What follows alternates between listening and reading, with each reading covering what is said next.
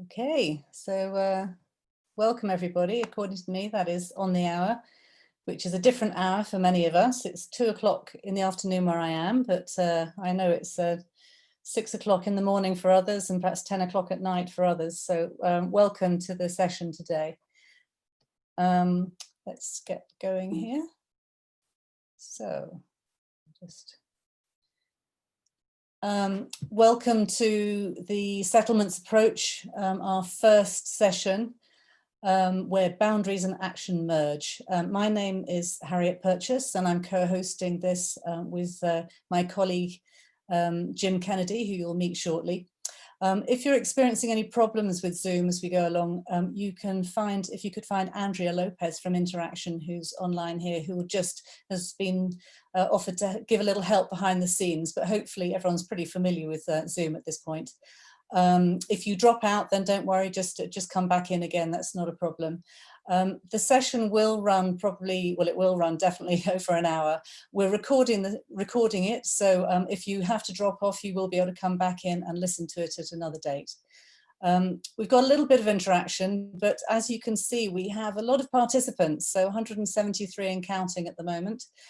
So limited opportunity for us to have very interactive sessions, but some of you have been taking part in the Menti word cloud that we're creating at the moment. As we go along, we'll also be collecting Q&As, sort of questions in the chat bar at the side, so please put things into the chat. We'll be having a Q&A session at the end. And with that in mind, I'd like to also introduce the other people who are sitting here in the wings to support. Louise Thaler from Impact Initiatives, Tulio Matteo and Seki Hirano from CRS, and Mohammed Hilmi from Interaction.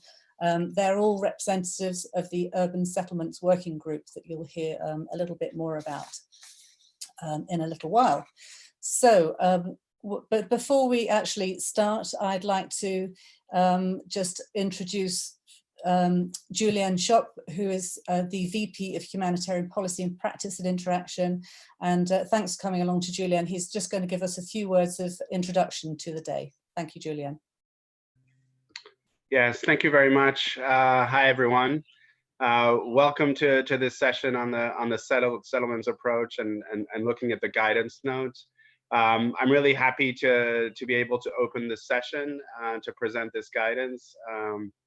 This document's really been a culmination of 5 years of intense collaborative effort between more than 140 individuals from roughly 50 different organizations and clusters. So it's really rewarding to be today with all of you to kind of go through the document. You know, some always ask, why do we need more guidance? Isn't the humanitarian sector already crumbling under pages and pages of guidance that we know a lot of the time are gathering dusts on shelves in different field locations? But I really want to believe that this guidance is different. It's really looking at our humanitarian response and sectoral approach in a very different way. And I hope it's really going to become an essential tool in focusing our programs and in further integrating our humanitarian responses. We all agree that we need to better address the complexity that we find in most of our humanitarian settings, and both from a policy and from a practice perspective, that we really need to place affected populations at the center of our responses. And I think this guidance note with its multi-sector approach can enable us to live up to these commitments and to be more accountable to affected populations and to further localize responses, which is also one of the commitments that the humanitarian community as a whole has committed to in the past decade. So this can really be a transforming tool. By the same token, we've been very encouraged by the initial positive reaction and support, both from the different clusters and other stakeholders in the system. But we also have to be aware that the settlements approach does question some of the models that underpin the current humanitarian architecture. So we really need to be successful to continue pushing for a more collaborative approach and really going back to the basics of humanitarian action. So again, welcome. This is an inspiring day. I really would like to thank everyone that participated in the development and finalization of this guidance note, and of course, especially Impact Initiatives, CRS, USAID, the Global Shelter Cluster, who's worked alongside Interaction on this. So really have a great and productive session. Thank you for your interest, and look forward to the next hour. Thanks, Julianne. As you know, this an event is an introduction to the Settlements Approach Guidance Note. It's been written under the championship of the Urban Settlements Working Group. So I'm just asking Mohammed Hilmi, if you could, as one of the representatives of the Urban Settlements Working Group, if you could just give a sort of brief background covering the bits that Julian hasn't already of the guidance note, I'd be grateful. Thank you. Thanks, Harriet. Thank you all for attending today. What we are about to hear today is, as Julian mentioned, it's a truly collaborative effort. Over time, from World Humanitarian Summit and others, people have called for more integrated, multi-sectoral response, putting local stakeholders at the center of the response, as well as, as Julian said, the affected people as the key participant in this. So there were many efforts gone to address this, and we took a look at by collecting over 30 case studies. That was the initial effort from the working group. And we analyzed and we came out with 4 key principles, and which you will hear later. Now it's again co-chaired by CRS, Interaction and Impact, under the auspices of Global Shelter Cluster. We have reached out to multiple clusters, multiple sectoral experts, both from humanitarian and development agencies. There was multiple field visits to Guatemala, Jordan, Thailand, Philippines, and Indonesia and other places, which we spoke to different people, including local governments, local organizations.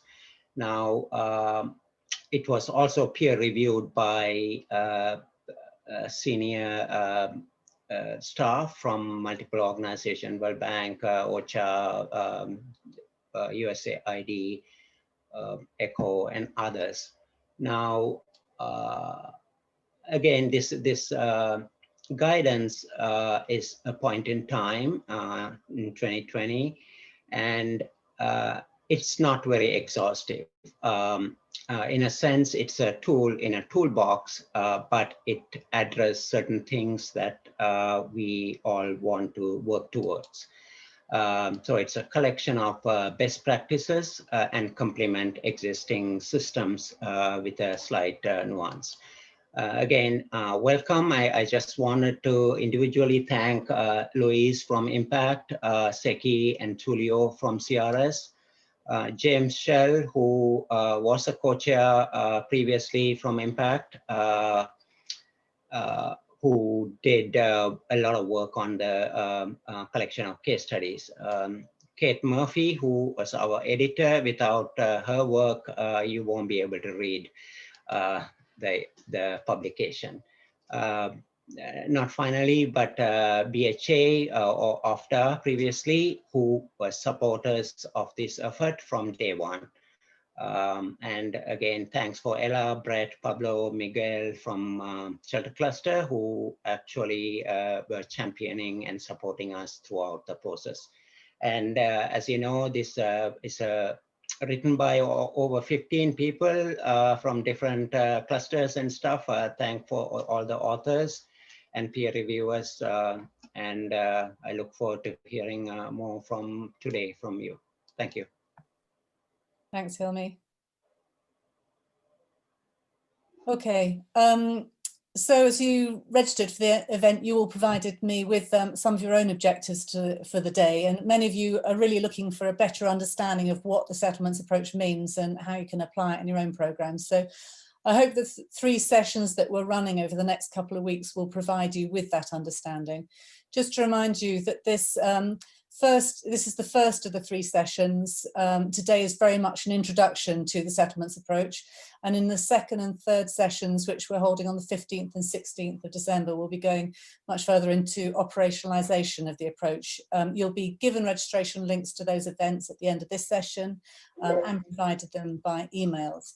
So our objectives today are really, as I say, an introduction to explain the key principles and vocabulary of the settlements approach and demonstrate how it can actually be included in programming from all humanitarian sectors, as well as looking for cross-cutting issues.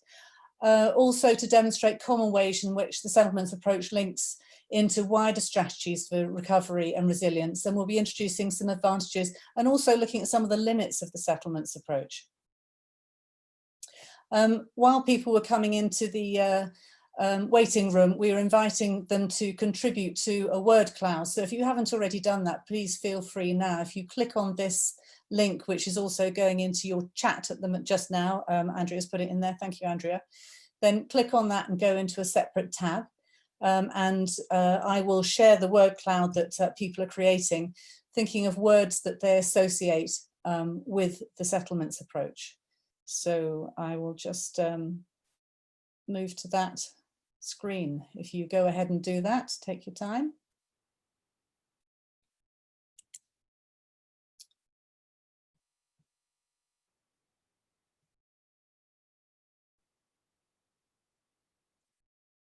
So hopefully people have had a chance to contribute to that. If you click on that link, you're just taken straight into it. You should be able to see it straight away.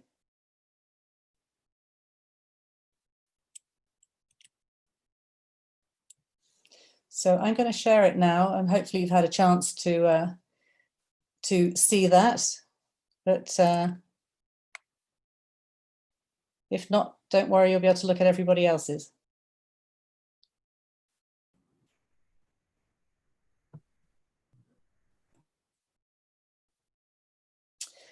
So hopefully you can see that these are the words that so far people are associating with the settlements approach. In particular, community, multi-sectoral, urban, very much thinking of it as an urban approach, but holistic, looking at everything together, and sort of integrated approach. And at this point, I'm actually going to hand over to my co-host, Jim. Over to you, Jim.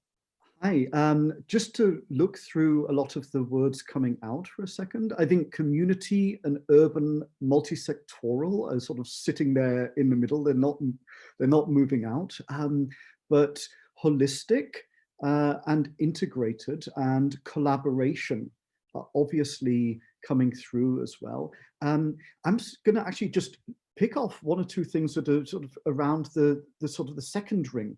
Localized is a really good one. Collaboration and analysis, as well as ones which maybe we don't think about all of the time, but become more important to the communities who this approach is trying to support. Security is bang in there in the middle. So thank you very much. Keep on the words coming. And we really appreciate this. We're going to come back and use these word clouds as we go through. But as we do this, thank you, Harriet. I want to move on to the agenda for today. So this is the agenda. As you can see, we have a very full agenda for today. Essentially, the agenda follows the first 2 chapters from the guidance note.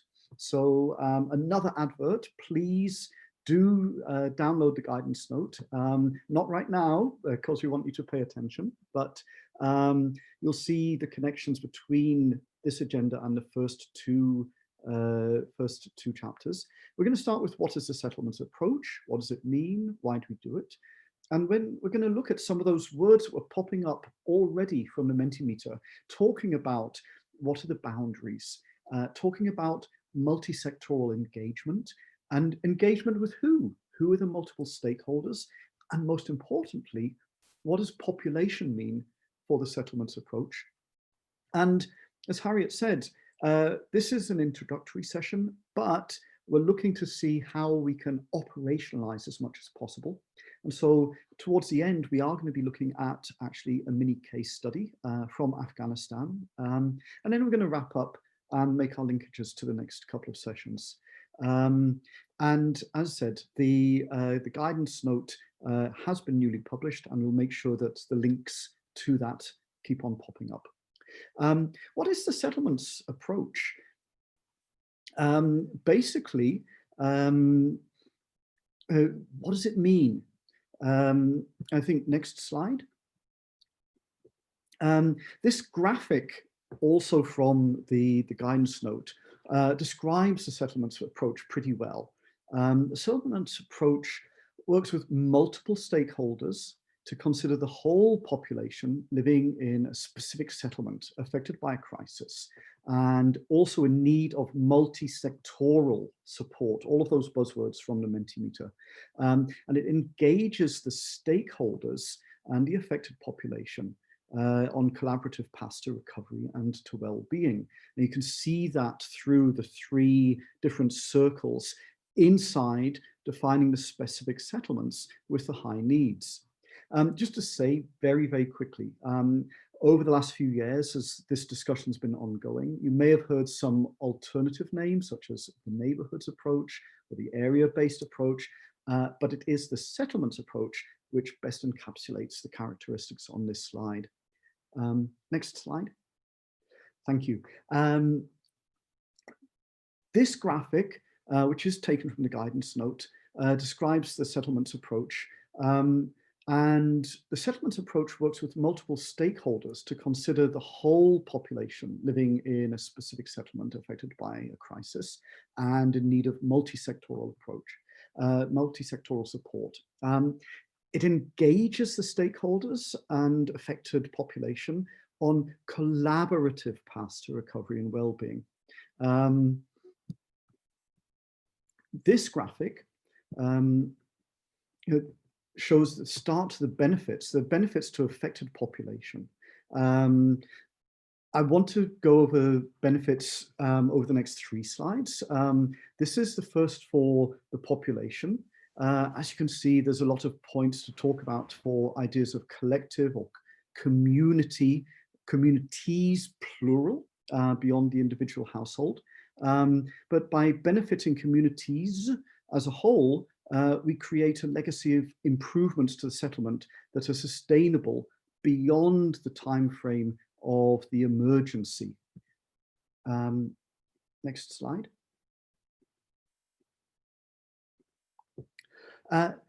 But the settlements approach also works sort of a triangle of different interests. The community affected by an emergency, but also other stakeholders, and of course, humanitarian agencies as well.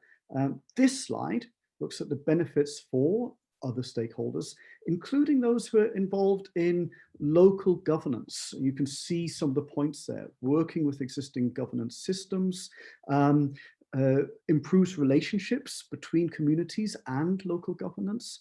You can see clearly how many benefits speak to issues of multi-sectorality and reflecting a more realistic situation on the ground for many of those stakeholders, whether this is urban, peri-urban, or other types of settlements. And just look at the sort of the points on the bottom, the 3 bottom ones, but also going around onto the sort of, as you go anti-clockwise, strengthening the capacity of local actors. You can see how these clearly overlap with the benefits, both the benefits for the affected population from the previous slide, but also start to talk about the presence of humanitarian agencies as well. Next slide. And therefore, this is the next slide with benefits for humanitarian agencies. This is the last of the 3 slides of benefits of the settlements approach that we want to share with everybody today. And again, if we look around, many of the points refer to partnership, one of those other keywords coming through the Mentimeter, but also providing the flexibility to adapt so that that humanitarian support can still be effective, and make those connections with recovery that a lot of people were through the Mentimeter wanting to talk about, even if it's a very fluid, very rapidly evolving situation that we have often experienced ourselves. Next slide. Thank you. Why use the settlements approach? I have to say there are 3 major global changes driving the uses of the settlements approach. And although a settlements approach can be used in any settlements context, urban, peri-urban, rural, as long as it's a settlement, an integrated approach is particularly relevant when humanitarian and development needs and priorities overlap, as you can see with the sort of overlapping circles here in the graphic, such as in urban and peri-urban contexts. And in those contexts, humanitarian responses should complement and strengthen existing systems and development plans in an area. The humanitarian crises are increasingly more complex themselves, and in situations of prolonged out-of-camp displacement, for instance, population influxes put long-term strain on basic services or just on the patience of host communities. And the affected population and the host population are not that easy to separate, especially if we're looking at very fluid situations or displacement which has only been localized, and our responses need to reflect that. Finally, while humanitarian interventions can temporarily strengthen service delivery capacities, longer-term investments from governments and development entities will sustainably be the actors restoring living conditions. And so an investment in existing capacities and services will strengthen the long-term resilience of that settlement. So starting to look and see how that works with these 3 different challenges and why the settlements approach can address those challenges. I want to bring in Louise at this point.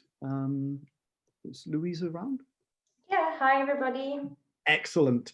I want to hand over to Louise because, as I said, we are very eager to show how the settlements approach is operationalized, can be operationalized. And so one of the things we're doing today is, even though it's introductory, taking one case study, which Louise will be introducing, and sort of bring that back in again and again and again as a sort of stake posting for the rest of today's agenda.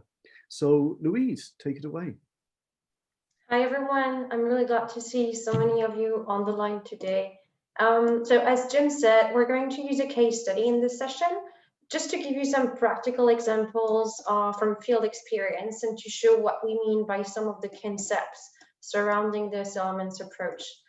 The case study we're going to use is from the 2019 area-based approaches in urban settings compendium of case studies, and it is about refugee and migrant integration in Kampala, Uganda. So just to set the scene, Kampala is an East African city, about 1.75 million people, and it's rapidly growing.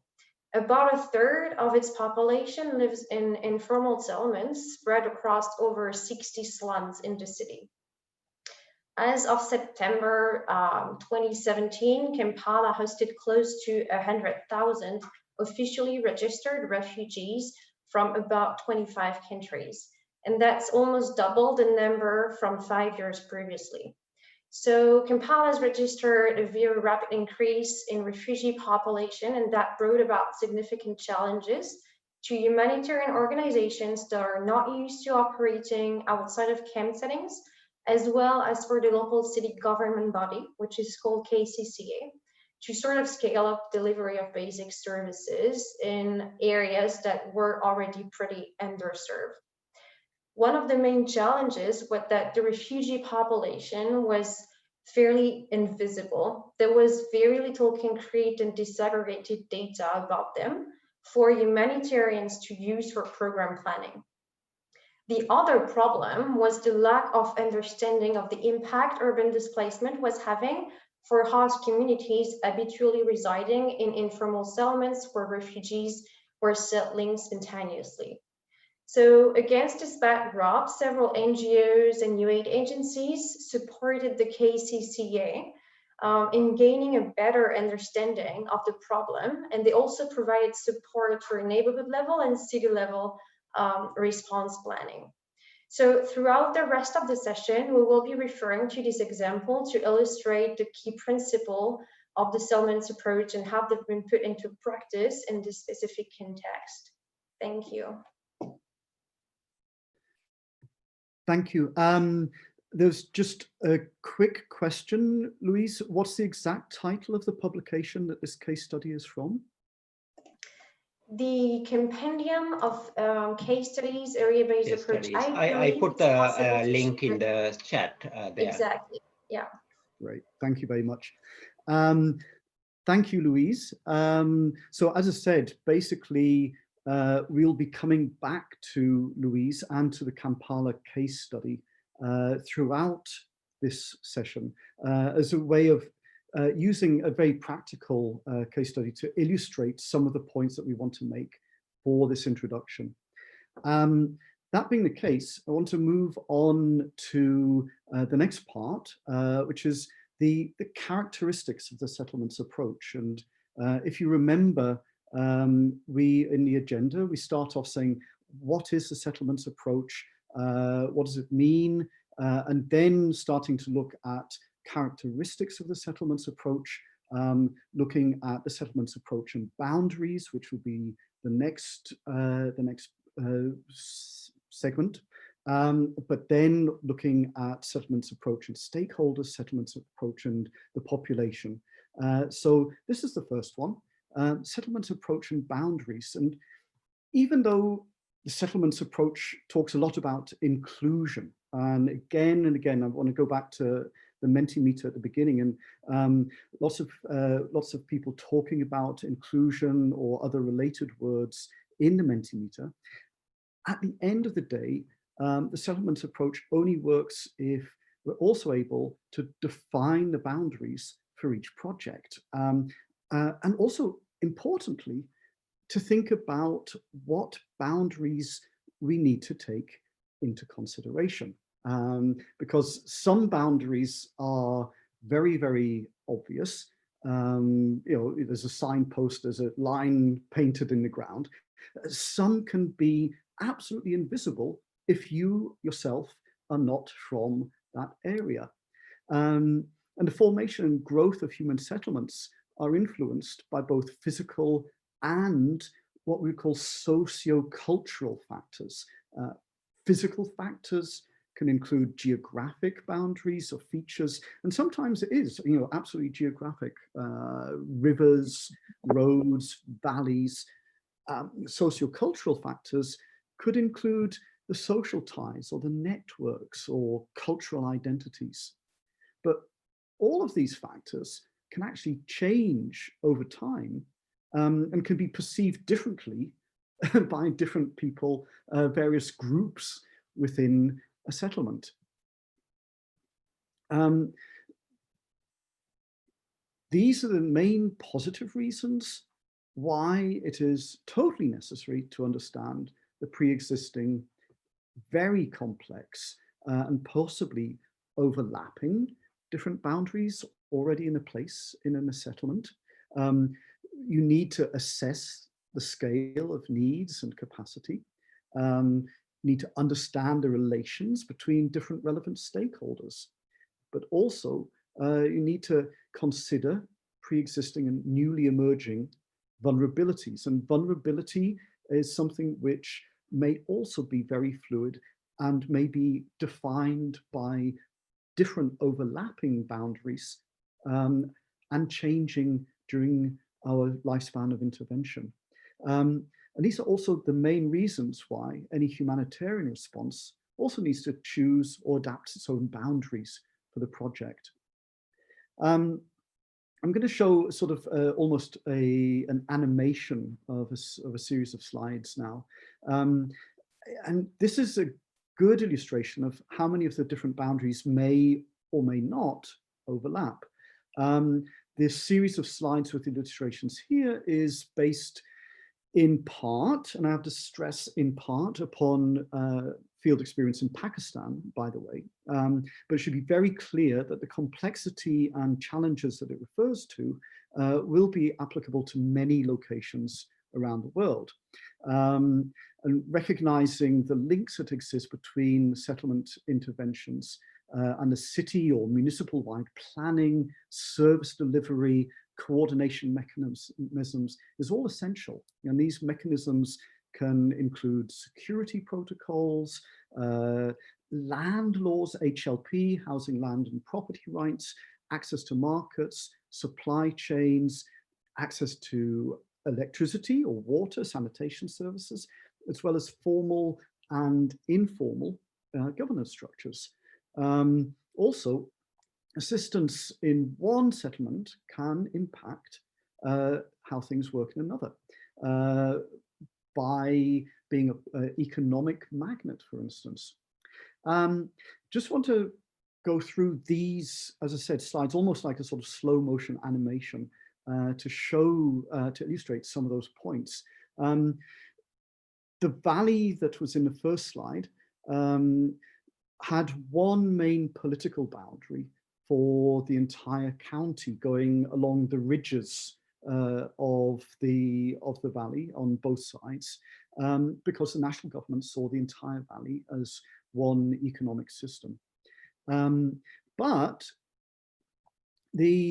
that county, in our slightly fictitious case study, was divided into two boroughs, two sub-counties, roughly corresponding to sort of the upper valley and the lower valley, and more or less corresponding to a sort of more highly densely populated area towards the bottom of the valley, the mouth of the valley, and a less populated area going up the valley.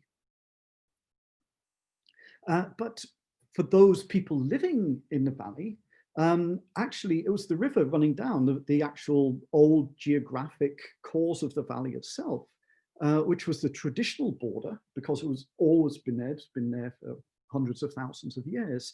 And that was the clear, very visible boundary between two separate tribes. Meanwhile, in the last 50 years, in this case, many men from both tribes had actually found livelihoods, more and more work, and in recent years as truck drivers in the nearest provincial city. And so when we asked for a lot of those men, it was actually their colleagues from the driver depot, who were often coming from even other valleys, who they started to consider as their primary community in terms of who they might borrow money from, or how they would discuss the politics of the day, or things like that. In terms of more formal governance, both the Education Ministry and the Water Ministry, the national ministries, had offices in the main town in the valley, that is in the lower half, more well-populated area. And they considered the whole valley, not just the two boroughs, but the whole valley, to be their primary administrative boundary.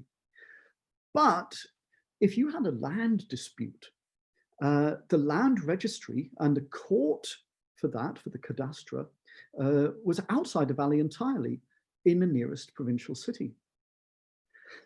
When the disaster came, and in this case it was flooding, the areas with the highest amount of flood damage, and here shown by the red lines in the picture, were actually the lowest lying lands nearest the river, but on both sides of the banks, so therefore overlapping with both tribal areas and with both boroughs. That's what we'd call the areas of highest needs, but you can see how it's overlapping in a very complex way with all of the different colored lines. And just to say, that area of highest needs didn't correspond with any of the other different boundaries that I've actually outlined in the rest of our slow motion animation.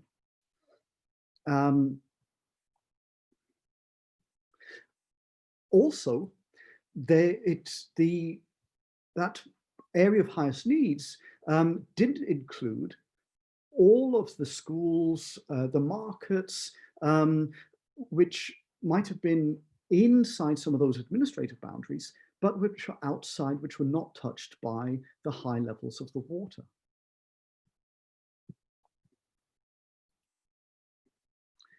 I want to talk a little bit more about some of the common challenges. I think that hopefully the graphics from that, as particularly the last slide with all of the different lines all over them, gave some idea of those common challenges. I just wanted to revisit them slightly more formally with some graphics which actually do come from the guidance note in this slide and the next. The first two challenges are very interconnected. I hope you can read the slide here. Both concern how we as humanitarians prioritize and how we are able to be effective in our support for affected communities. The two challenges here, scale and equity, are very interesting. We may think, and I think mistakenly, that we can decide upon the appropriate boundaries once and for all, right at the start of the project.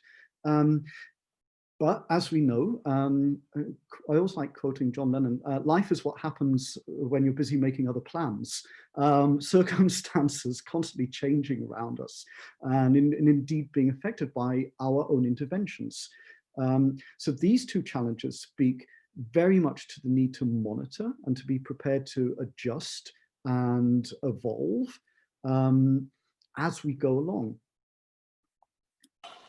I want to then bring back. I want to bring back Louise to show how some of those actually were seen through the Kampala case study. Hello again. So identifying the right boundaries to work from. What does that mean for our Kampala case study? Well, in Kampala, there wasn't a local threat of natural disaster, so no high watermarks, but there were different boundaries to look at. The main administrative boundaries used for in Kampala for urban subdivisions are these of the divisions. And there are 5 of them in Kampala, and they're too large to really focus on socioeconomic vulnerabilities and refugee presence. The most significant scale to look at appeared to be this of neighborhoods that do not necessarily have a well-defined spatial delimitation, at least administratively, but are, however, well recognized by local communities themselves. So based on field observation, literature review, and partner consultations, Impact identified 9 vulnerable neighborhoods in the city of Kampala, together with KCCA and humanitarian actors involved. These are the areas in dark that you can see on the map. And this selection wasn't random. It really reflected KCCA's strategic priorities for municipal social policies, prevalence of structural and social vulnerabilities, such as lack of access to water, sanitation, and health, as well as the geographic concentration of refugee populations there. These 9 neighborhoods were chosen for program implementation based on the assumption that high numbers of refugees and vulnerable populations residing there were not receiving the attention they deserved, both from humanitarian partners and KCCA. Yeah, so that's how this was put into practice in KCCA, but the methodologies to identify the right areas are almost as varied as the areas where you're going to be working. Thanks, Louise. Okay, so in the last few slides, we've talked quite a lot about the challenges that exist out there for this approach, but the next few, we want to explore a bit more about the opportunities involved. I'm sure we've all talked about multi-sectoral approaches and probably, you know, worked in some multi-sectoral approaches. We've talked about them with colleagues and partners, but quite often the conversations that we have regarding them actually take place during meetings, rather ironically, for single sector planning and coordination. When people are affected by crisis, we know that they don't see their overall recovery in terms of sectors of how we intervene. Their needs really span all the multiple services, socio-economic and cultural issues that affect them. So just make sure people are muted, please. Similarly, as a settlement, whether it's a city or a neighbourhood, it doesn't operate in discrete sectors. To some extent it will, but there's a huge overlap of all of them constantly. A multi-sectoral engagement, I know it's not new for the humanitarian sector, as I say, but in the settlements approach, relevant sectors actually do work slightly differently because they agree on from the outset on a comprehensive shared vision for the recovery process right at the outset.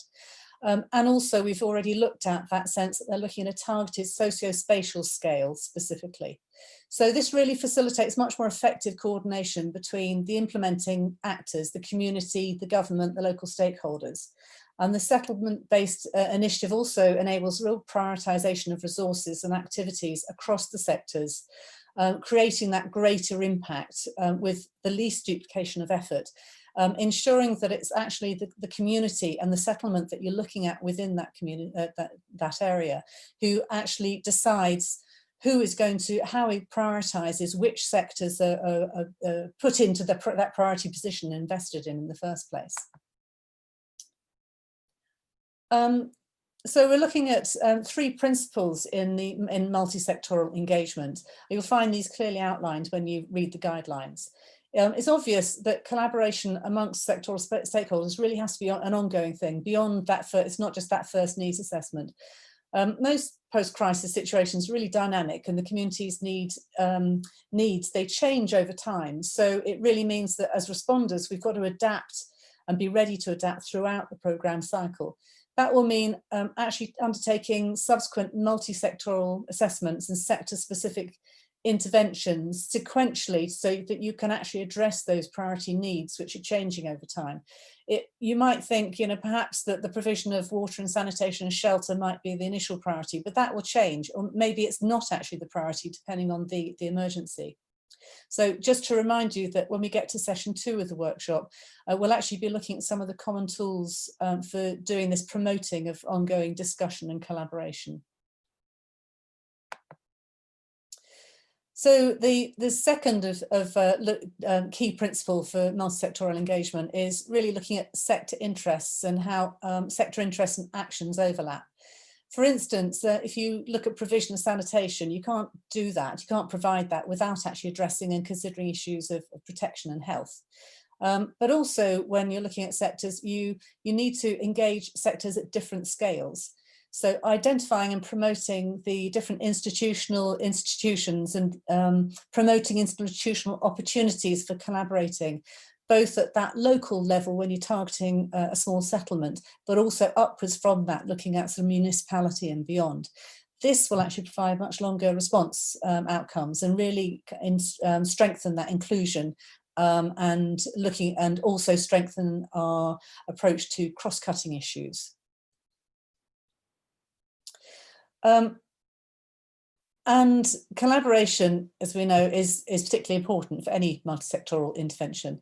That includes, for example, looking at multi-purpose cash grants, at youth empowerment, upgrading of informal settlements.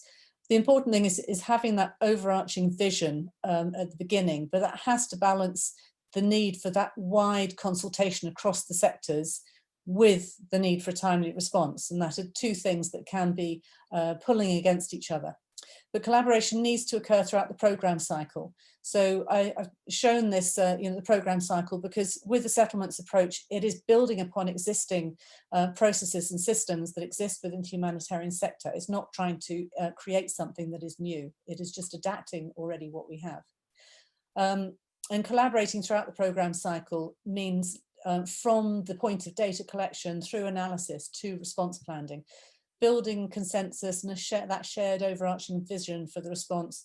You can only do that when all the sectors actually continuously engage with each other. So that includes looking at gaps in sectoral coverage and concerns such as protection, vulnerability, disability, diversity and inclusion. So you really need to have that collaboration to ensure that you cover those cross-cutting issues. And that will really lend legitimacy to the programme. But we know that collaboration is a massively time-consuming task.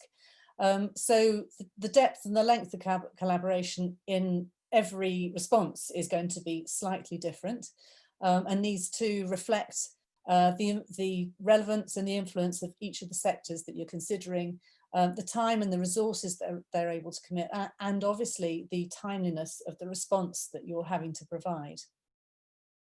I'm going to just hand back again to Louise to just make some comments on multi-sectoral engagement in Kampala. Louise. Hi again. So yeah, how did this take shape in Kampala, multi-sector engagement? Well, the project started up with a piece of multi-sector research that consulted with experts from all essential sectors at various levels that you can see on the slide at the moment. So at the neighborhood level, providers of water and markets participated in the research, as well as local NGOs providing shelter and housing solutions to new coming refugees. For education and health facilities, for example, the scope of the research extended beyond the immediate boundaries of the target neighborhoods, as there was sort of a scarcity in terms of these services. That meant that many schools and health centers were servicing larger areas than just a single neighborhood. So we had to reach out at the larger level.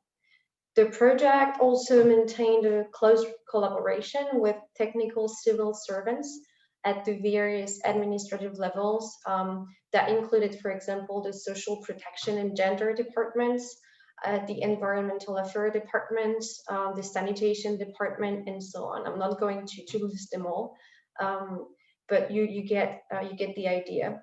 That was meant for them to endorse the results of the need assessments and be ready to act upon the findings of the research according to their mandates.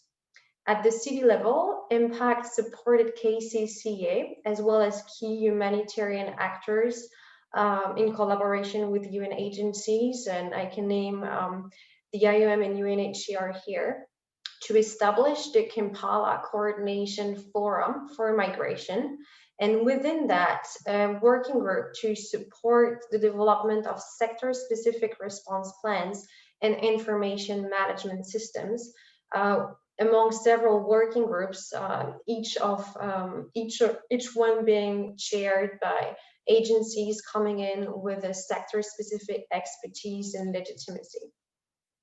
Yeah, over for me. Thanks, Louise. So just at this point, I just want to take a few minutes to encourage people. Some people have already been adding questions to the chat bar, and just encourage more of you to do that. Please do so. At the end of the session, we're going to have a Q&A where we will have the Louise and the others of the Urban Settlements Working Group answering some of the questions that you've posted. There's too many people to actually open questions to the floor with voices, I'm afraid. And also a little health warning here to flag up that I know we will be running over time. How long we run over time will probably be a question of how long the Q&A takes at the end. But if you're able to stay with us, we'd be grateful. If not, and you have to drop out, we are recording this session, so you'll be able to come back and listen to the rest of the presentation afterwards. But we're a fair way through the session now, introducing the settlements guidelines, and then so at this point I'm going to hand over to Jim, I believe. Yep, thank you very much, Harriet, and thank you, Louise, before that. Again, please take a few more seconds to share any questions or any concerns into the chat bar there. I see quite a few already coming up. That's great. But if anybody else would like to add anything in, these are the ones which we'll try our best to sort of collate and to address towards the end of this session. Also, I think just to say that, you know, as I've been reading down through all of the different discussions, some of them are coming up already with questions about stakeholders, and this is where I'd actually like to turn now. And the settlement approach really does encourage humanitarian agencies to engage with local stakeholders who very often have had very little interaction with the humanitarian system. And when local stakeholders collaborate based on principles of equality or transparency, responsibility, complementarity, the response can become much more comprehensive. And also, I think more to the point, affected communities are more likely to accept it, that sort of sense of ownership. This next slide just goes to show how complex that can be. So if you look, and this is also in the booklet, in the guidance note, some of those stakeholders might have a stake in more formal governance. They may be non-state parties, or it might actually be economic actors who might have some governance role if you talk about chambers of commerce, but who might just have their stake purely in economic ways. And then you also see both aid partners, but also our local civil society. What that means is dependent upon pretty much every settlement we've ever visited. Next slide. Perfect. But basically, building on existing local governance, informal representation, and other participatory structures can facilitate collaboration and representation. Informal representation can mean a lot of different things, I hasten to add.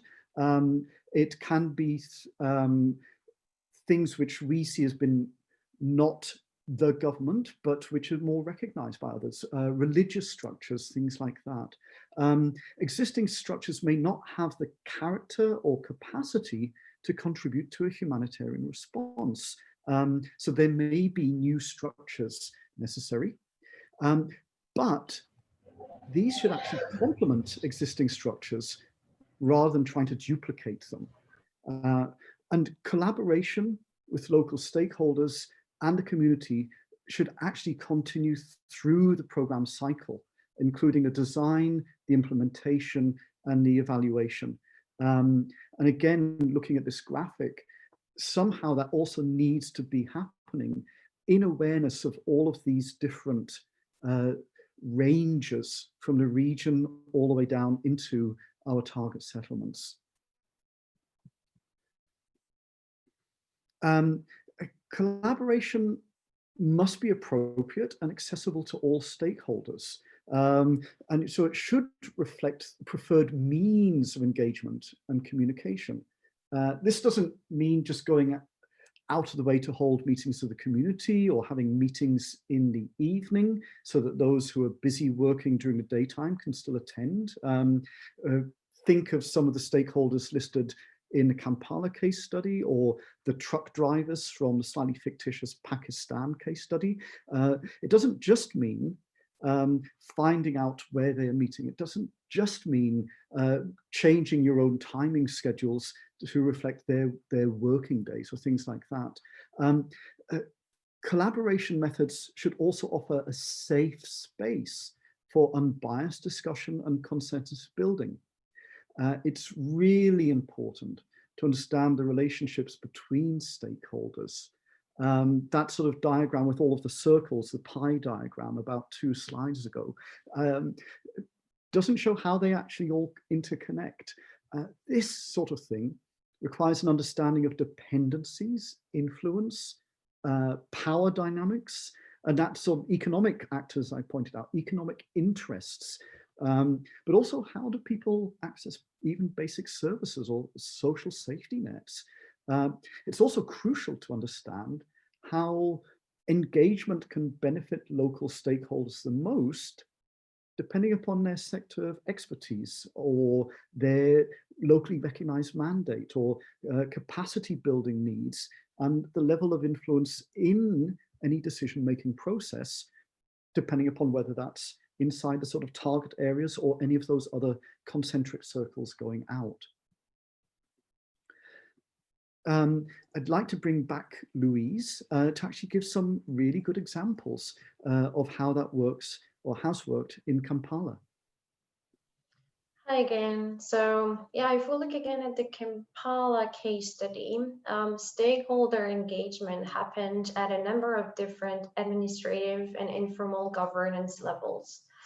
A key takeaway I'd like to share from this experience is that from the outset, it really was an important objective to engage local stakeholders effectively.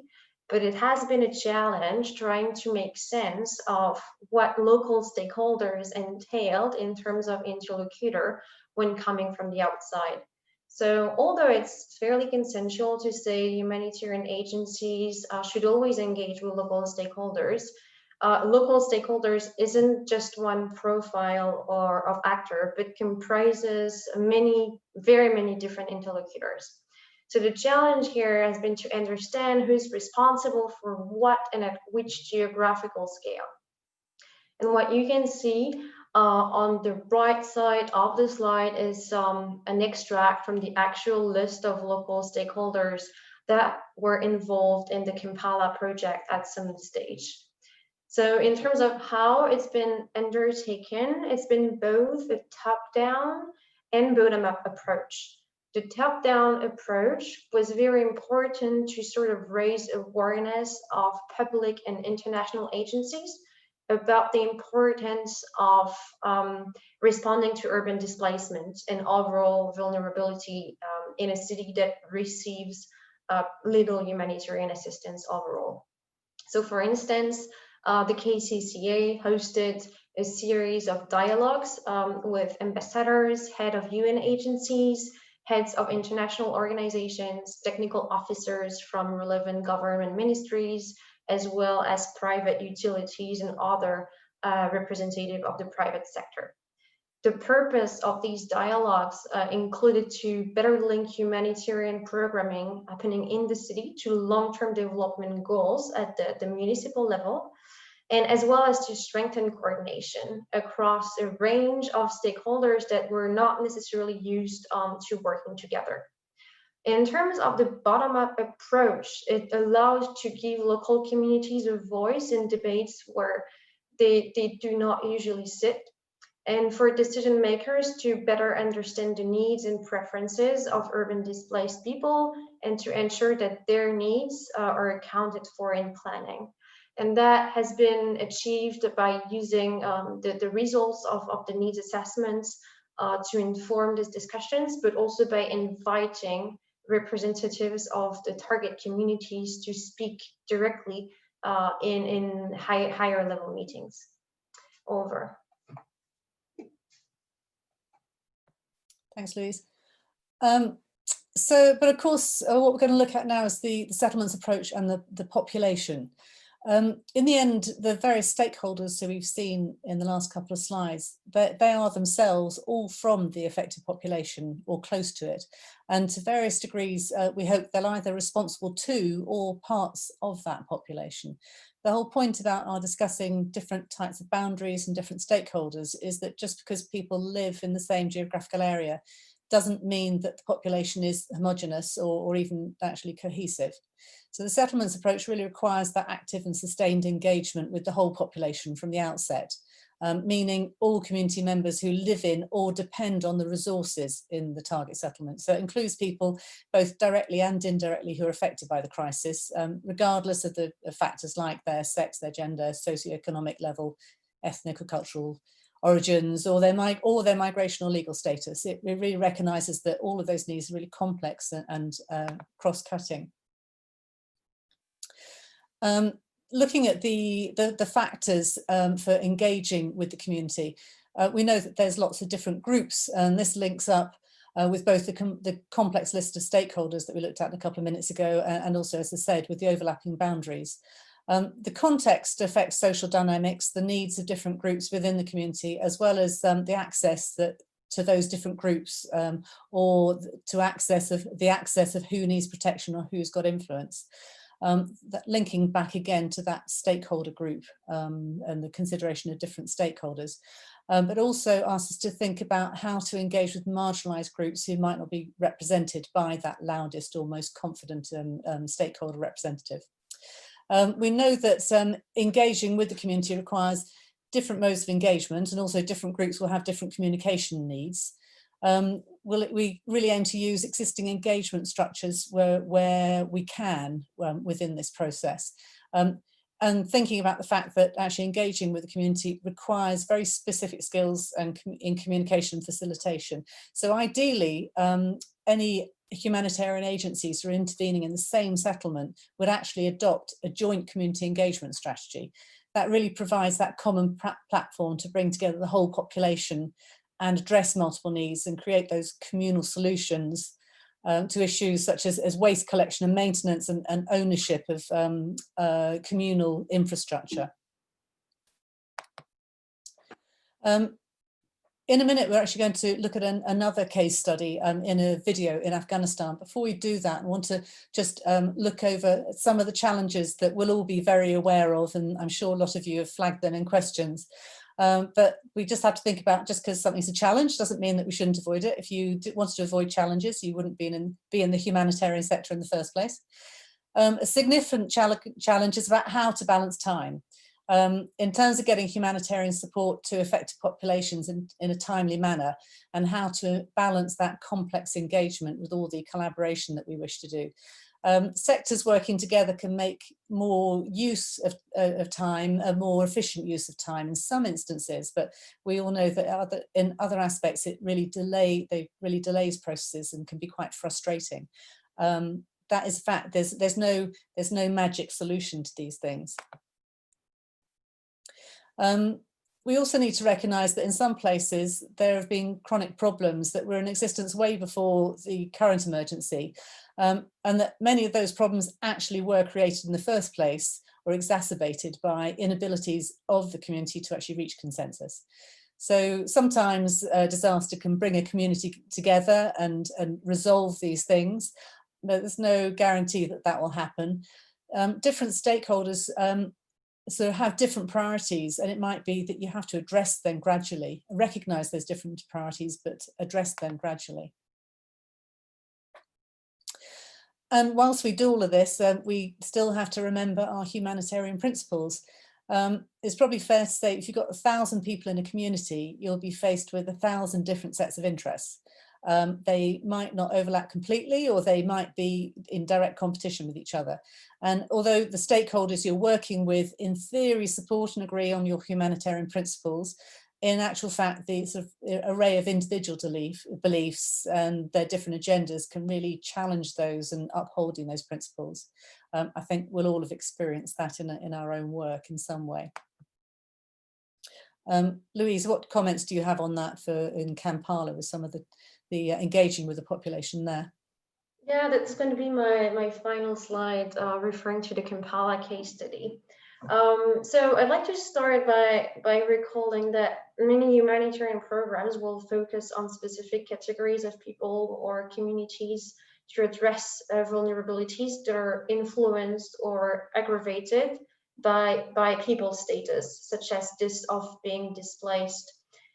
In Kampala, as we said, there was very limited information available to humanitarian organizations about refugees' living conditions, and even less so about the host communities habitually residing in the informal settlements. Research and analysis can help address such information gaps.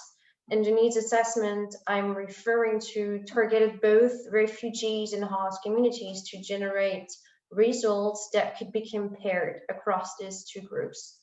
And such methods really allowed the research to go beyond the status-based needs analysis and to identify patterns of vulnerability based on variables other than displacement, such as gender, for example. So just to speak to the example displayed on this slide, the research project found that regardless of their displacement status, female-headed households in informal settlements in Kampala were earning less weekly than refugee-headed households or male-headed households from the host community.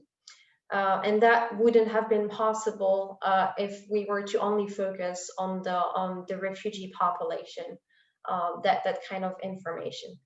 Another example that's not on the slide, well, investigating host communities instead of just refugees also allowed to shed light on the fact that many host community members were simply not aware of the national refugee laws. And that was causing many landlords to be reluctant to rent housing properties to refugees, or national employers to hire refugees. And this was for lack of understanding of refugee rights in Uganda. So I believe this information may have been used to adjust advocacy campaigns and protection programs, and it's been fairly well welcomed by the KCCA and other protection actors in Kampala when the results were released. Yeah, that's all for the Kampala case study. I'll be happy to take question or discuss later on about this topic. Great, thank you very much, Louise. As we said at the beginning, we try to, even in this introductory session, show exactly how operationalization of the settlements approach can go ahead. We've been really very happy with the way that we've done this with the Kampala case study, bring Louise back in again and again and again. We also wanted to give you an opportunity to see how that's worked in a very different context. So we're going to show a short video originally produced by UN Habitat about how some of those parts of the approach have worked in Afghanistan.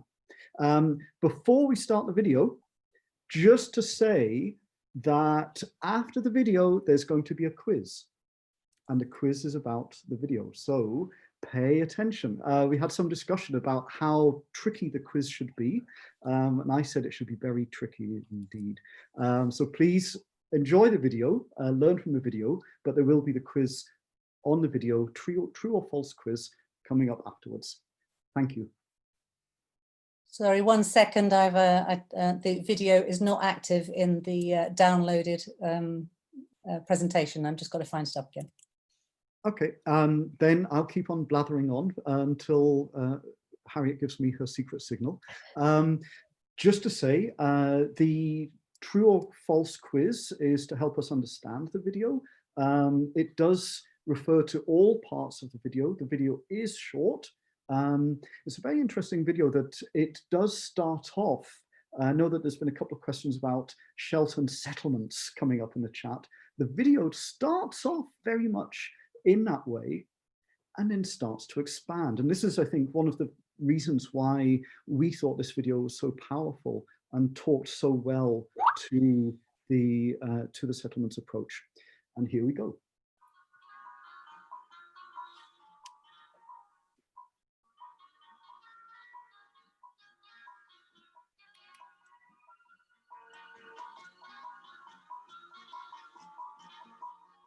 On account of 2 decades of armed conflict, millions of Afghans became refugees and internally displaced persons. Since 2001, many have returned, but their homes and country have profoundly changed. من مهاجر یو موږ د پاکستان راغلي دلته چې پراته تقریبا په سلو کې 80% خلک ټول پاکستان مهاجرین دلته راغلي دا 10% چې دي د داخلي مهاجرین دي او د ننګرهار ولایت د انهبیتات په اداره کې د شلټر د مسؤل په حیث وظیفه اجرا کوم خو موږ هغه خلکو ته شلټر ورکوو چې په اول قدم کې دوی باید مهاجر وي بیرته راستنه د شلټر پروګرام موږ ته دا ګټه ورسوله چې دغه دومره خلکو ته سرپناه کورونه جوړ کړه دا څه باران نه د باد نه د یو څه بل څه نه مار او لړم او دغه شي نه موږ ورته وایو. Many Afghan families who formerly lived in rural areas have become urbanized as refugees and no longer have the skills and resources required to survive in their native villages. خانه ما خراب شد. شوام فوت کردن دیگه کارگر غیر از خدا کسی رو نداره. کارگر خانه سرپرست خانه خودم هستم. دیگه خیلی تو چی به دولت داریم که حالی در سر ما بفته حال بفته. Other families return to find their homes destroyed or occupied by others. Although returnees face challenges of physical and economic insecurity everywhere, they found the best conditions for their families in Kabul, Jalalabad, and other urban areas. دلته په هر ساحه کې اول شوراګانې جوړېږي د شوراګانو له طریقه به هغوی ته ساختماني او د حرفوي زده کړو پروژې پرې کېږي شورا جوړېږي انتخابات کېږي هغه د ښاروالۍ سره راجستر کېږي په دغه ټولو کارونو کې مو له موږ سره د احمد ورګوته ښار یا د جلالاباد د ښار د ښاروالي ریاست او د ښارسازۍ ریاست مستقیم ډول همکار دی د سوشیجل ډېرې ګټې دي خو همدا ګټه دا ده چې خلکو ته مونږ هغه خپل رښتینولي او خپل هغه د انساني وظایف چې مونږ د خلکو ته په وړاندې کوو هغه ورته ورښیو. The informal settlements upgrading program for returnees and internally displaced persons is supported by the European Union through a process of community mobilization, improving community infrastructure and basic services, housing and livelihoods in the cities of Kabul and Jalalabad and Sheikh Misri Township. Targeting the urban poor living in informal settlements, UN Habitat provides shelter packages so they have adequate housing through community-driven settlement upgrading. چې په دغه شلټر کې موږ تقریبا د یو اتاق لپاره شپږ ګاډرې ورکوو فلزي ګاډرې چې د هر ګاډر اوږدوالی 4 متره ده 3.15 متره مربع تختې ورکوو چې د ګاډر د پاسه ولېږي یوه کړکۍ ورکوو د لرګو یوه ورکوټه کړکۍ ورکوو 2 دروازې ورکوو. This shelter provision helps to meet the immediate needs and improves the living environment of the most vulnerable residents of Kabul and Jalalabad cities. UN Habitat addresses the reintegration of returnees and internally displaced persons by removing the social, political, and financial obstacles that impede their ability to build sustainable livelihoods. خانم‌ها کدام نقش در جامعه نداشتن همیشه موقف از مردها بود پروژه خیاطی واقعا این پروژه ها تنها یک پروژه آموزشی نبوده پروژه است که در حقیقت اینا ذهنیت مردم میسازن تا بر رفع مشکلات خانم‌ها ما تانستیم امی شوراها را ایجاد کنیم و بتونیم در حقیقت نقش زنان را در جامعه تبارز بدیم. Interventions continue to be made to improve living conditions and the quality of life of urban citizens at the household, neighborhood, sub-district, district, and municipal levels. زمانی که ما عرفه را بر از اونا می‌آموزانیم دوباره اینا مصدر خدمت میشن به فامیل خود و به جامعه خود و آن فعلا بسیار خوب اونا خودشان یک دفتر دارن خود از اونا یک ورکشاپ دارن خودشان کار میکنن عملا قبلا مردها بالای خانم‌ها باور نداشتن اما فعلا دیدگاه کاملا تغییر کرده چون ما عملا اینا به اثبات رساندیم ثبوت کردیم که یک زن میتونه بزرگترین کارها را در جامعه انجام بده دوال ما را میپذیرن و احترام میکنن.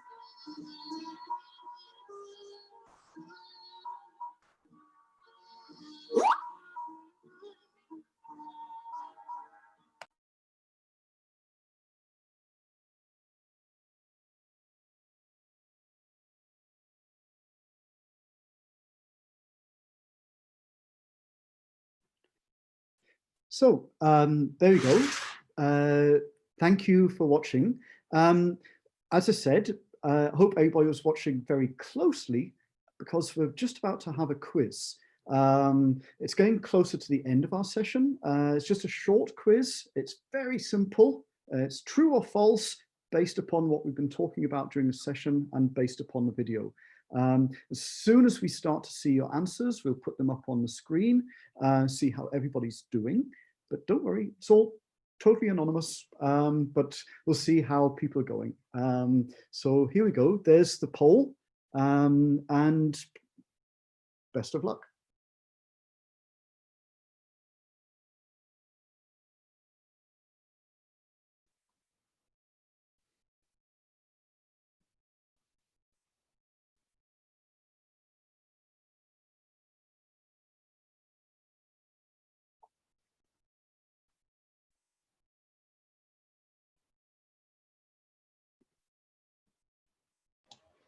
Jim,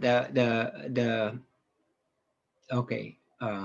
Don't worry. Just giving people time. Yeah, giving people time to click on the answers. There's 5 questions, and we'll start sharing the answers up on the screen. I can't see the quiz.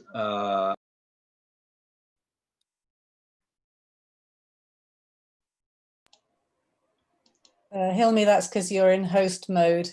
Okay. So all of the participants can, and I can see that we've had about a quarter of people answer the question so far. So don't worry.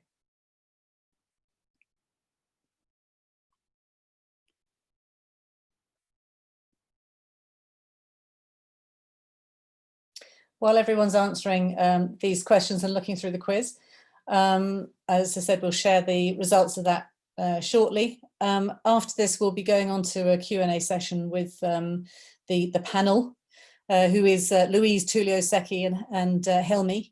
And then also just been providing you with links to the guidance and to sign up for the next workshops. So as I say, this is recorded if you're having to drop out. A few people might have just joined us because it's very confusing with different time zones, and I know we're all working in multiple different time zones. I think we've got people representing potentially over 50 different countries here today, so it's pretty impressive. So apologies if you got the wrong time. But as we said, we are recording this, so you'll be able to listen to it on a recording, and please don't let that put you off registering for sessions 2 and 3. So I think we might just end the poll here. For apologies if you've not managed to get all the way through it, the questions, but I shall end the poll and share the results so that you can see them, hopefully. So you should each be able to see the results. So Jim, take us away. Right. Well, let's see. Local community development councils for the programme are given clear linkages. We saw that right in the video during the images with all of the road construction. One way in which the accountability is provided for the programme is through social audits. And there was a scene where the training was explaining what the social audits were, and this explanation of how that social auditing process had the accountability and made sure that there was ways for people to hold the project to account. Wow, because they are so poor, each beneficiary needs to be provided with an entire house, and of course it's false, as we saw as a sort of movement from specifically shelter and settlements towards broader ranging issues. There were some key materials provided. I think I remember the window frames and some of the beams and things like that, but people were not provided with the whole house. What we saw then was people actually rolling up their sleeves, working with their neighbors, working with support to then build everything else with those key materials added. Ooh, good.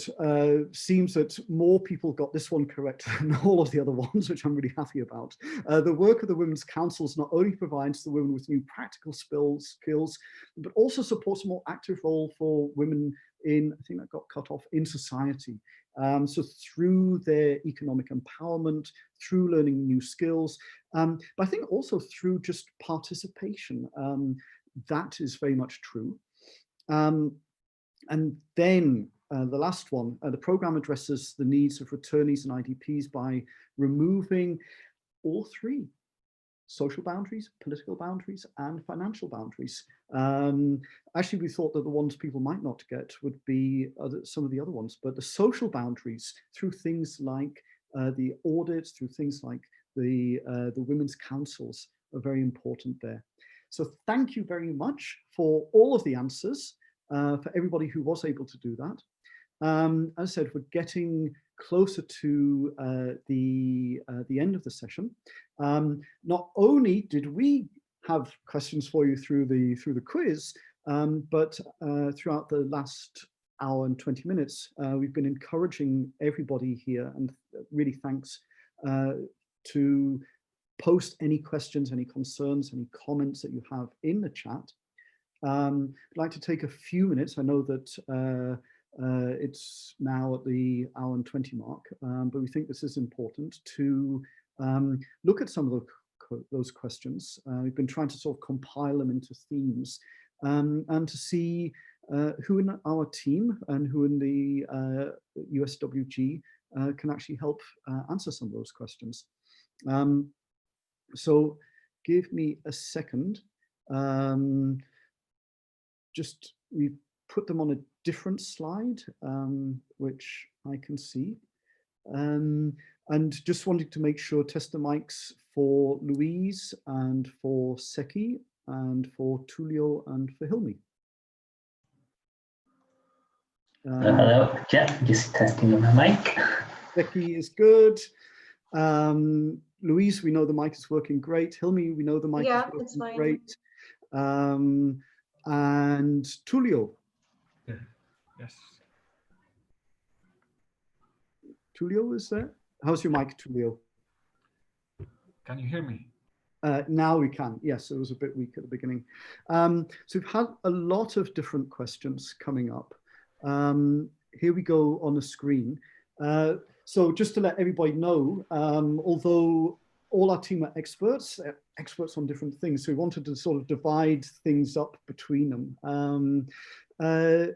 Some of the easier ones, will we share the slides? Who wants to go on that? I guess Louise is nodding already. Louise? Louise. Sorry, that was for me. Yes, we will share the slides, or we can at least, as well as the recordings that will be made available. Which channel we're going to use, I'm not so sure at the moment, but that's something we will clarify after the end of the session. Mm-hmm. I see. For the team, anybody who wants to jump in and grab a hold of any of the questions, just put your hands up. Otherwise, I'll just keep on reading them out more or less. Seki, that was a rapid hand. Go ahead. I've been prepared. Yeah, I was going to take the red one and the purple one. How is the settlement approach different than the area-based one? Yeah, thanks to Aline for that.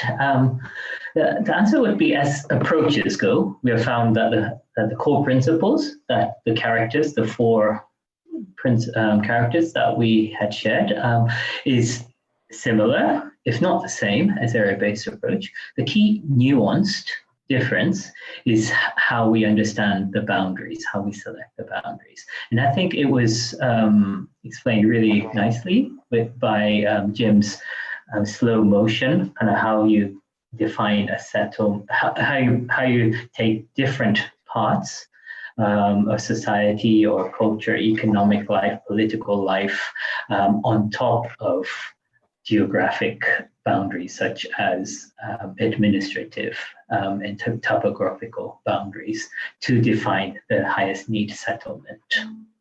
So that would be my answer to that. Great, thanks very much, Seki. And actually, Seki, because it's kind of connected, could I ask you to look at the two questions right next to those, which are both kind of related, asking these questions about connections with longer term development. So not just, what's the breadth, but what's the length, so to speak. Yeah, those two are really important questions. And this is exactly, the question of, is it appropriate in emergencies and how do we connect it to development? And these are really important questions that this is exactly why we started doing this in this line of thought, that the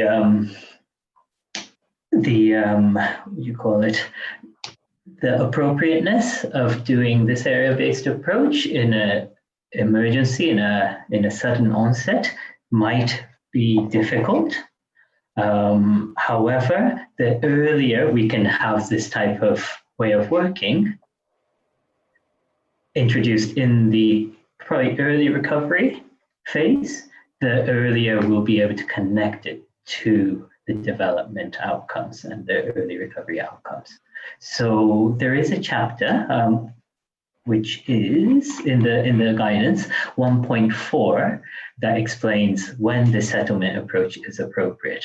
And these are from different examples from case studies where we've seen this in action and said this is the right time or the right context to do this type of work.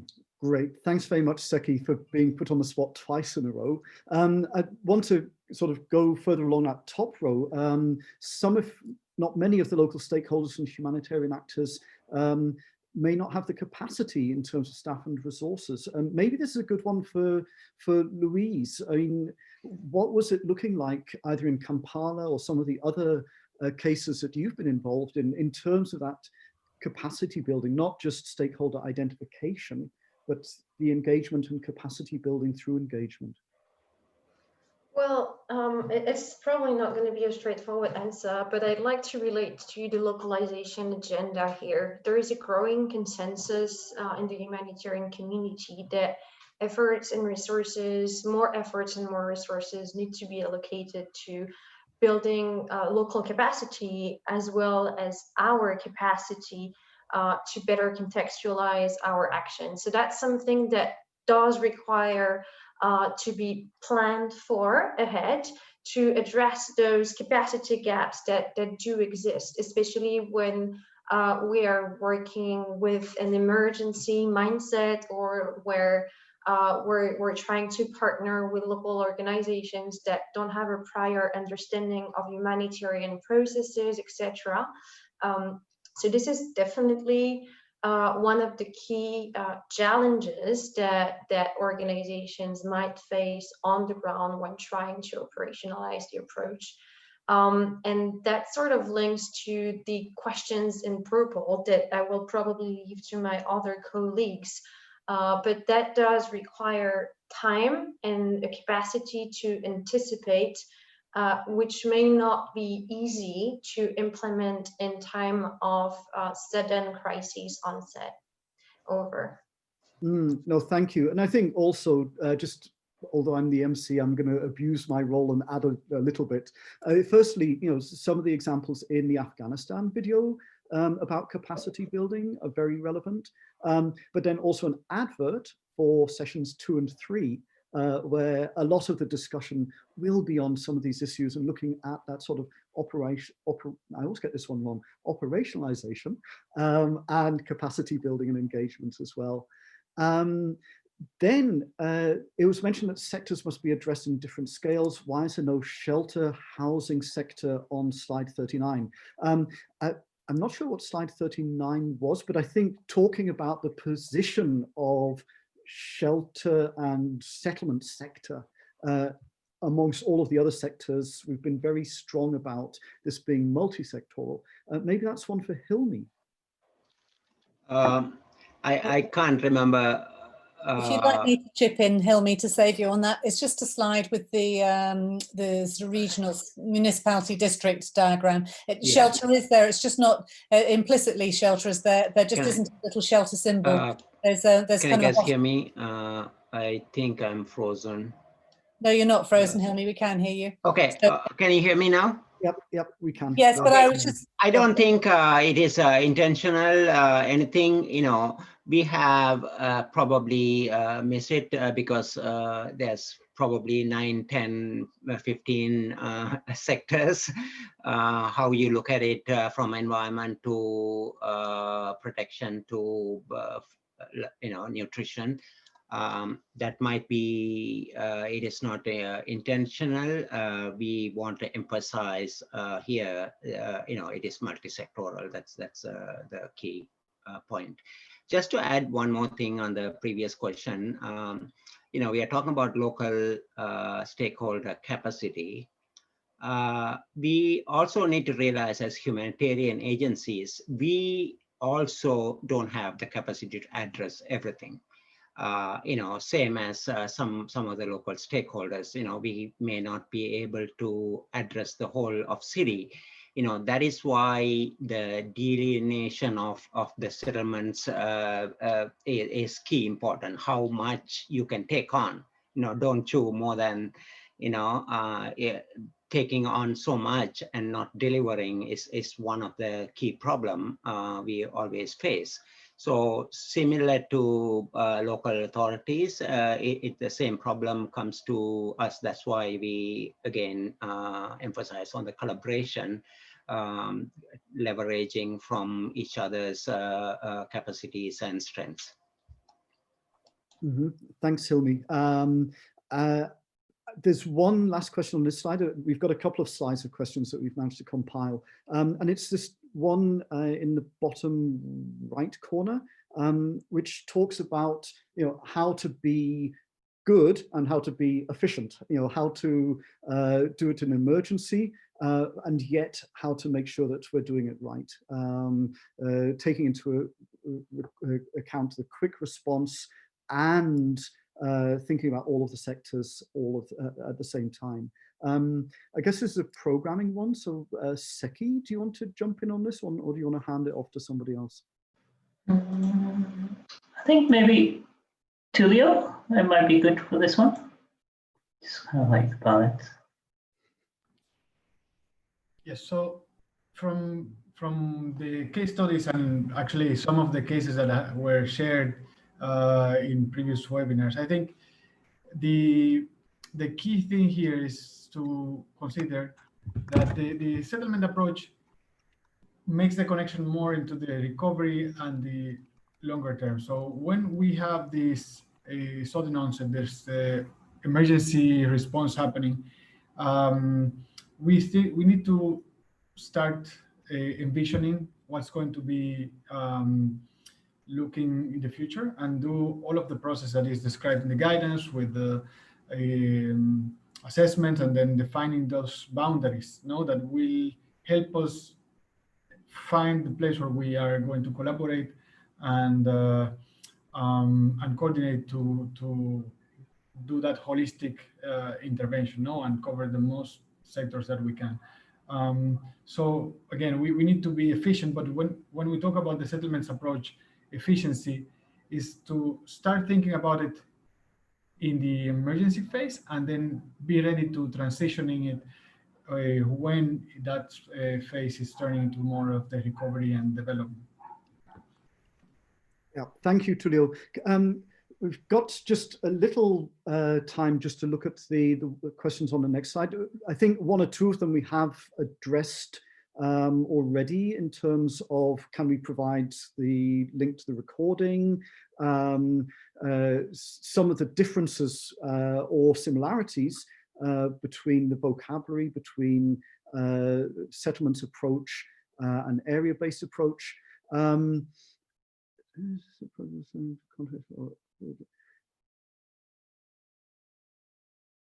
That's a good one. The last one, I'd like somebody to answer, the green one at the bottom, before we then move forward, just to go forward with the reflections from Chuck and from Ella. Is this approach something that's a specific type of organization would take on, initiate, coordinate, or simply a framework approach that many different types of organizations should be aware of and work towards? Who wants to go for that one? Seki, thank you. I'll try. Yeah, no, it's a really good question. Thanks. So the guidance that we have have put together, which is on the link now that you can download, is a framework. It's a approach, it's principles in the first 2 chapters. And then in this 3rd chapter, there is this operationalization of it. Like, so how to achieve those principles through the humanitarian program cycle. So it gives very kind of broad, but very accurate, a bit like Sphere, right? Actions, key actions that that one would need to take in order to achieve that. So I would say that it is not specifically for an organization or a type of organization. It's really to try to make those principles happen. So it could be an INGO, it could be the UN, it could be actually for more interestingly, for the local government and how we can support them if we look at it from our side. But it's really, if we could take it to the local government and inspire them to take on some of these, I think that would be a fantastic result. Yeah, I like to emphasize that last point Seki made recently. I don't know, many of you may have participated in the Asia Shelter Forum, and the Nepalese government, they started HRRP started a urban settlements working group looking at this and discussing. So there's a good guidance for local governments and others as well, not just NGOs.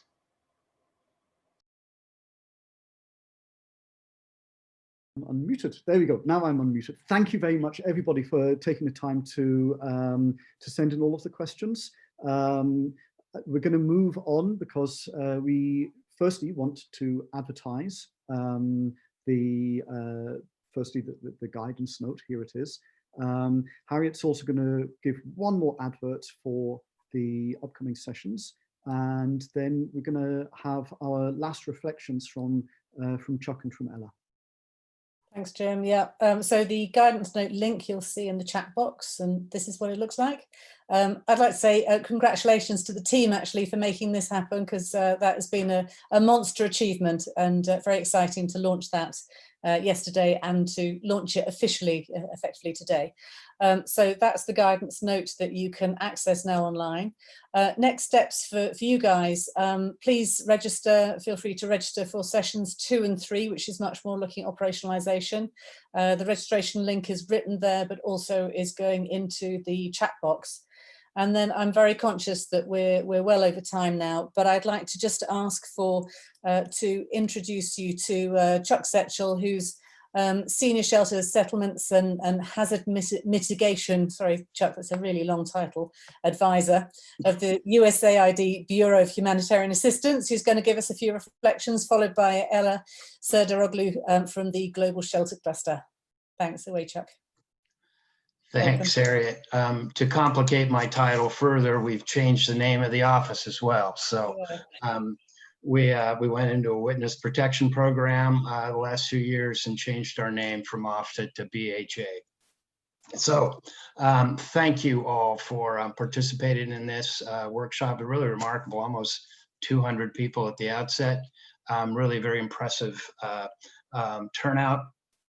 Thanks as well for this remarkable, I think it's a long time coming, a remarkable piece of work to focus some collective brain power on the settlements approach and to articulate it and try to tease out some of the nuances of it. Very, very important. And I think it's very timely as well. We're at a crossroads. And I think when we're at crossroads, we need to kind of step back a bit and try to get reductionist and get simple. And I think one of the things that we need to bear in mind all the time is that human beings live in human settlements. We've been doing that since forever. It's a very basic and a very simple concept. It's something that we often forget, human settlements. And the international community actually recognized this truth in 1976. When it created the UN Human Settlements Program. Most of you don't know this agency, but you probably know its more common name, UN Habitat. And I know that we have a lot of UN Habitat colleagues on the call today, which is really very good. And I think one of the really profound characteristics of the settlements approach is that it establishes a platform for integrated and multi-sector and coordinated programming and local engagement and accountability, as well as a platform for longer term recovery. And I think that's really important as well. And so in this sense, the settlements approach is nexus focused, when, as we all know, the nexus has been heretofore a fairly nebulous and ill-defined concept. So the settlements approach provides some very, very concrete, literally and otherwise, substance to the notion of a transition from humanitarian to development activities in settlements. Very important. And I think, I know that there are, in the report, there's some discussion about when the settlements approach is applicable or appropriate. Our sense is that it's with very, very, very few. It would be hard for me to think right now as to when it would not be, but it's applicable regardless of setting, urban, peri-urban, and I would say rural, regardless of disaster or crisis type, regardless of modality of intervention, regardless of the shelter options and programmatic options presented, regardless of the scale of intervention, and regardless of the level of socioeconomic development in a given country. So I think that it is applicable in many, many contexts for many different reasons. And also, and I think it's important, and it's something that I think we are running into some conversation about, the settlements approach does not replace the cluster approach. There's been some confusion about that in the past. I think what it is a complement to the cluster approach, and I think reflects an evolution in thinking from the initial siloed focus of the cluster approach, which may have been needed at the time, several years ago, to establish the sectors, if you will. To really, that time's over. It's time to move on. And I think the settlements approach provides the conceptual and spatial and programmatic framework needed to address the wide range of humanitarian needs that are typically generated by human-caused disasters and crisis in human settlements. So thanks again for your participation. It's greatly appreciated to help inform and form the narrative on the settlements approach as a core cluster activity and output. And I think we're really pleased to support this work and have been, and we'll look for evidence of guidance of the settlements approach and guidance note adoption and application when making funding decisions going forward. This is a very critical element of our thinking and how we want to support humanitarian assistance. So, and I think I look forward to the next session. I really appreciate the really remarkable input and presentations today. Thank you so much. Over to you, Ella. Well, thank you very much, Chuck, and thank you all 110 people who have stayed on. I will be quite brief, and I just want to give a message of continued dialogue and collaboration. I mean, the numbers are impressive, of course. We have been in many webinars over the course of the 9-10 months, and this is one of the best attended that I have seen, so that's already a very good start. A lot of people are asking why shelter cluster and why not another sector. As far as we are concerned from the lead agency point of view, this is not anything that's only in the remit of the shelter cluster. So that I would like to emphasize. There was just enough momentum and energy in our sector at the time to initiate this dialogue. And I think our main aim was to create this platform for the conversation to take place. So I really would like to give this message of collaboration, working with all partners who are interested, all sectors who want to join. Yesterday we were able to get the attention of the global cluster coordinators from all sectors, and already a few of them who had not been maybe that heavily involved in the road that led up to this point wanted to join. So that's very, very positive. So it's by no means planting flags or claiming an unclaimed territory for the continuation of our sector. It's more coming together and discussing how we can address the gaps at that community level and how we can serve the people that we are trying to serve. So from our side, it's really a big encouragement to collaborate. As long as we are able to provide that space and support, we will be very happy to do so from the shelter cluster point of view. But we also welcome everyone who believes in the idea, who thinks that it's something that we can try. And Jim was mentioning that the challenge is now to operationalize it. So we're going to need all the bright minds and all the new ideas and opportunities to find ways to operationalize it in a way that makes sense. So I'd like to finish that. Finish at this, and just thank you everyone for making it possible. I know it hasn't been easy, and I think it deserves a big recognition. Thank you. Thanks, Ella. Thanks, Chuck. And thank you to all of you for attending today, and for those who have managed to last till the bitter end. We'd be grateful if you give us some feedback, because it'll help us in running the workshops, the next two webinars that we're doing on the 15th and 16th of October. There's a link there that's going into your chat also for a quick Survey Monkey. It should be short. Please take the survey, it'll help us. We look forward to seeing you in the next one. You will be receiving an email that's giving you the links to all the things that we talked about today. Thanks very much. Yeah. Thank you, everybody. Thank you. Thanks so much, guys. Really appreciate everybody staying late. Thanks, everybody. Appreciate it. Take care. See you next time.